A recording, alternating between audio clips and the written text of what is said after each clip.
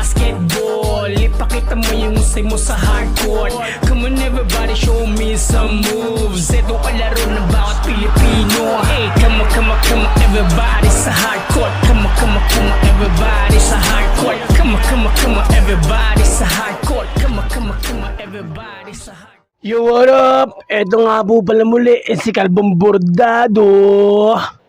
At yun, meron tayong re-react at re-review ngayon mula sa channel na nag-iisa at walang kapares na si Unlimited Basketball. Ang content nito ay may pinamagatang Dita Coach, si Coach Tim Cone, Gilas, Pilipinas, makakatapat former PBA import.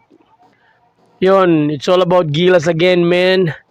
Yun, supportan natin si Unlimited Basketball by clicking the subscribe and the notification bell para updated kayo sa mga pangyayari sa sports at syempre sa Gilas na rin at sa iba't ibang uri ng basketball content like Mavs, basta NBA, PBA, lahat nandito yan.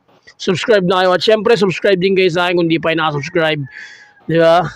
Ako nga po pala ulit si Kalbong Bordado, ang reviewer na Ped Malu. Game, umpisa na natin to. Wala naman tayong inaantay.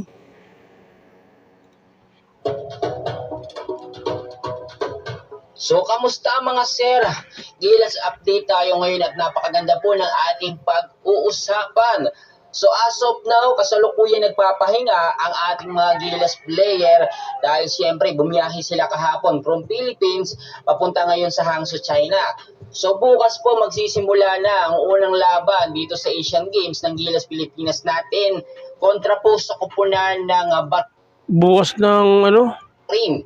At Bukas na mag-uumpisa kalaban la Bahrain. Ano daw yun? Ano ba yun? Exhibition game lang ba yun o ano? O ng Bahrain. At magaganap po o ano na? Asian Start ng Asian game bukas. Di ako updated So, bukas po magsisimula na ang unang laban dito sa Asian Games ng Gilas Pilipinas. Oh, bukas na nga. Asian Games. Ang bilis ah. Bukas na pala kaagad yun. Yun, Bahrain versus Philippines. Yaw. Natin kontra po sa kupunan ng Bahrain. At magaganap po ang kanilang paglalaban, no? 1:30 po ng hapon sa Philippine time po. Pero ito po yung masasabi natin na talagang mas mahihirapan or mapapalaban talaga sa unang laban ang ating Gilas Pilipinas. Dahil kung kikilalanin niyo po, no, itong kupunan po ng Bahrain, makakatapat po ng Gilas Pilipinas natin ang dati pong former PBA import na si Wayne Chisem, na siya po nagle-lead ngayon sa kupunan ng Bahrain, no? At nakita naman natin, dito lamang, no, ay in-scout po ng Gilas Pilipinas. Ito nga pong laban o laruan po ng Bahrain, no, sa kanilang mga late videos, sa mga recent laban nila, para makita nila yung depensa o paano yung strategy nga gawin ng Gilas Pilipinas. Siyempre, kasama po dyan si Coach Tim Cone. Ito pong kupunan ng Bahrain, para sa hindi po nakakaalam, no, ay isa po sa 5 teams na nakapasok nga po para sa susunod na taon sa FIBA Olympic Qualifying Tournament. Free qualifiers po yan, no? At kasama po sa mga teams or sa mga bansa nakapasok din ay yung kupunan po ng Bahamas, Cameroon, Poland at yung Croatia. So, makikita nyo, isa sa 5 teams itong Bahrain, medyo mabigat-bigat, no, at pangmalakasan talaga. So, unang laban ng Gilas Pilipinas natin, mabigat ang unang makakalaban. At para hindi rin po sa nakakaalam, para sa mga hindi pa alam, no, ito pong naturalist player ng Bahrain na si Wayne Chisem ay dati pong naglaro sa kupunan po ng Magnolia sa PBA. So medyo familiar na ito sa ating mga Gilas player at medyo alam na yung mga laruan. Magaling din po ito sa shooting, no? May shooting skills din ito at talagang maaasahan din bilang import po ng Bahrain. So kung makikita ninyo, sa plan B po ni Coach Tim Cone ay mas lumakas at pinalakas yung depensa. Yung triangle offense, talagang makikita nyo dun sa naging tune-up game kontra nga po sa LG Seekers at naging effective naman. Do alam naman natin medyo kontra at dumududa pa rin talaga ang SBP dito nga po sa naging plan B ni Coach Tim Cone kasi hindi nakasama yung 4 which is requested talaga yon ni Coach Tim Cone dahil na-reject at hindi nakakapasok, na denied dahil siyempre sa kapalpakan po, no, ng SBP. Plan B ni Coach Tim Cone ang nangyari, no. So ito na nga ngayon. Ngayon sila Beba hindi nakapasok. Sayang yun. maganda naman yung resulta at nakita naman natin sa tune-up game. So sa unang magiging laban ay ina-expect talaga natin makakasama sa first 5 lineup no, etong si Junmar Fajardo, si Justin Brownlee, si Scotty Thompson, at alam naman natin no, yung mga lineup na to ay talagang matagal ng prepare at talagang pangmalakasan ni Coach Tim Cone. So sa mga nagsasabi po, kung may laban ba ang Gilas Pilipinas natin, kung makakapalag ba tayo sa kupunan ng Barin dahil siyempre malakas yung import nila, meron din naman tayong malalakas na import dyan. Nandiyan ang ating naturalized player po na si Justin Brownlee, which is kahit kakagaling nga lang po si injury, ay nakita nyo naman no. So sino yung mga nakapanood po ng tune-up game, nakita nyo si Brownlee, parang hindi po siya na-injury no, parang gigil na gigil talaga siya at naka 19 points pa nga siya sa buong laban po sa tune-up game. So hindi natin masasabi na hindi makakapalag ang Gilas Pilipinas ngayon. May palag po tayo dyan. Huwag kayong maging negative bagko suportahan natin ang Gilas May puso ang Pilipino. Puso lang, puso, laban. Pilipinas natin. Yung 4 na player po na na-denied, which is si Terence Romeo, sana no, magiging guard Sayang yun.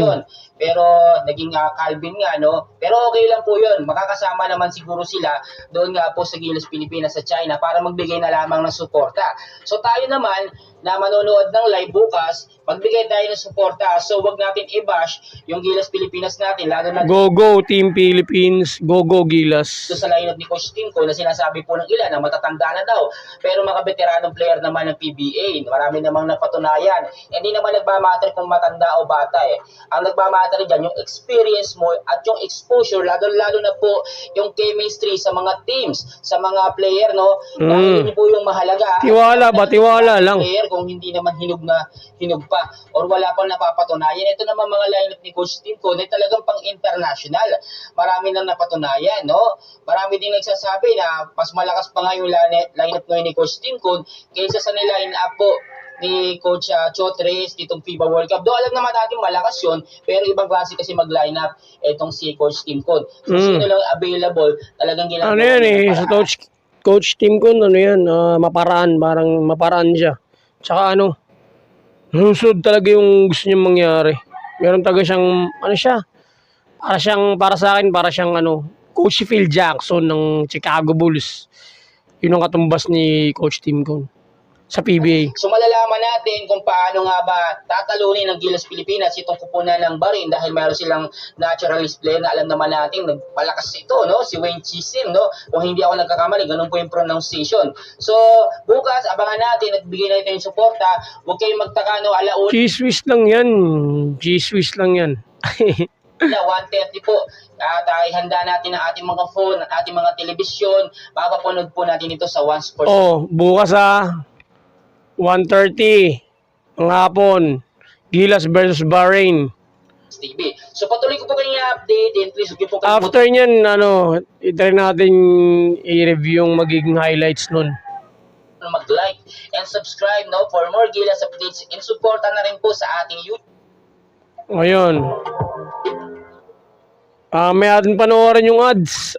Shoutout syempre sa content creator nito, si Idol. Unlimited Basketball. Kung gusto niyo mga ganyang klase ng content about Gilas, about basketball, about mobs, everything about basketball or sports, yun, subscribe lang kayo kay Unlimited Basketball at click niyo yung notification bell. At syempre, kung hindi pa kayo nakasubscribe sa akin, subscribe na rin kayo. Yun, maraming salamat.